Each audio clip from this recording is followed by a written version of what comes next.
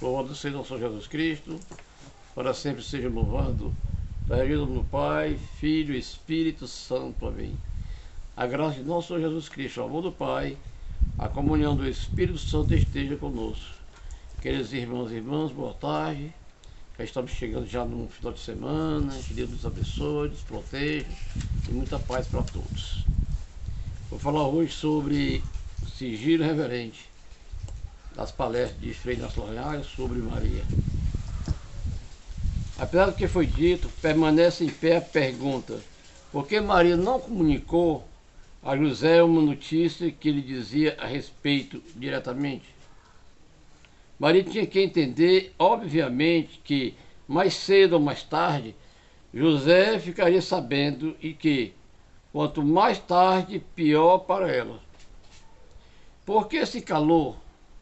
Teria pensado que José não seria capaz de compreender tão alto mistério. Na realidade, ninguém seria capaz. E era melhor ficar em silêncio. Teria calculado que José não acreditaria na explicação objetiva do fato. O fato era tão inaudito que qualquer pessoa ia pensar numa desculpa infantil. Seria isso um silêncio calculado? Não foi tática. Quanto posso intuir, tratou-se de um sigilo reverente diante da presença do enorme mistério. Está aqui a explicação definitiva do desconcertante silêncio. Maria ficou abismada e profundamente comovida pelo mistério da encarnação. Como sabemos, ela era uma jovem inteligente e ponderada.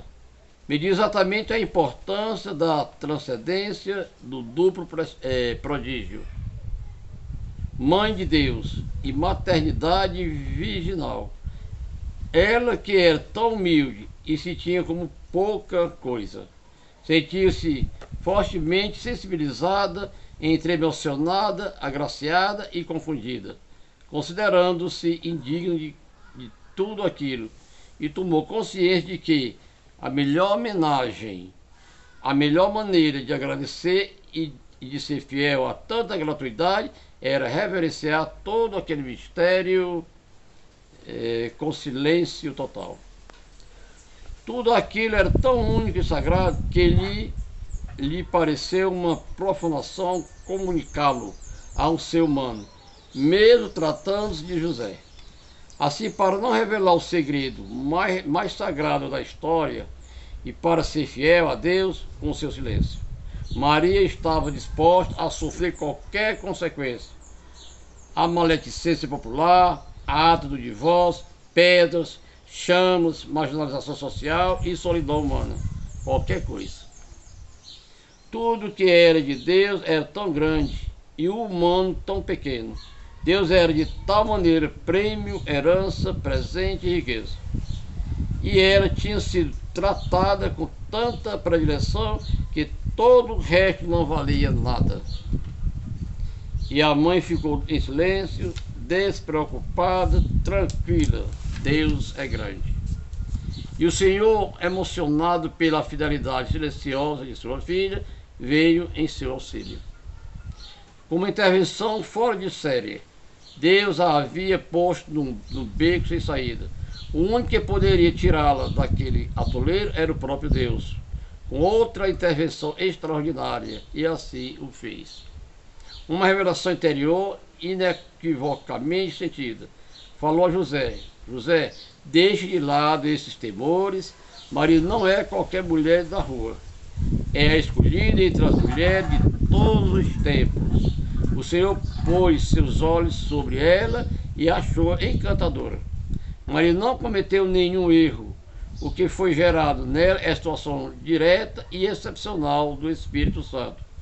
José leva tranquilamente para sua casa e guarda como santuário vivo de Deus.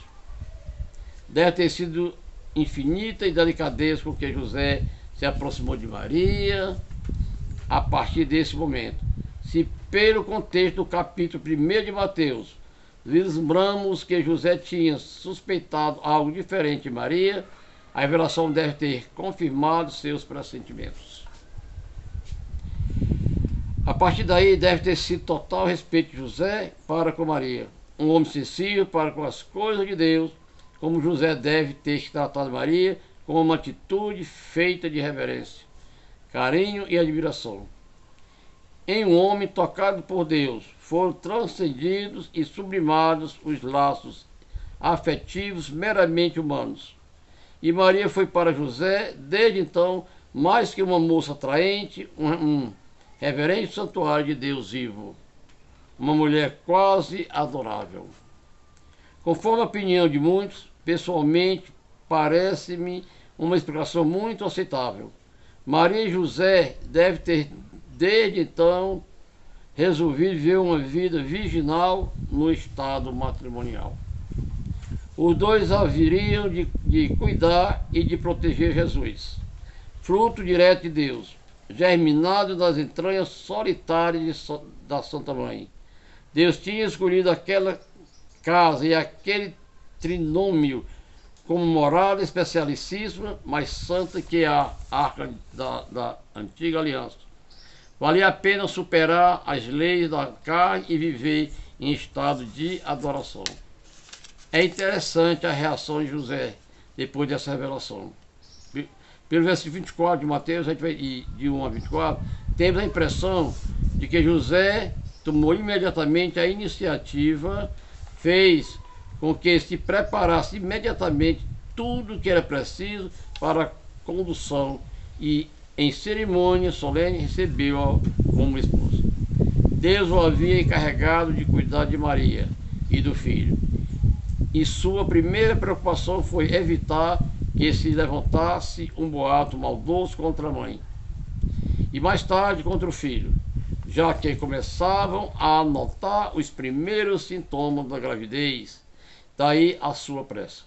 José aparece como um homem delicado e de grande iniciativa. Shalom para vocês e até a próxima.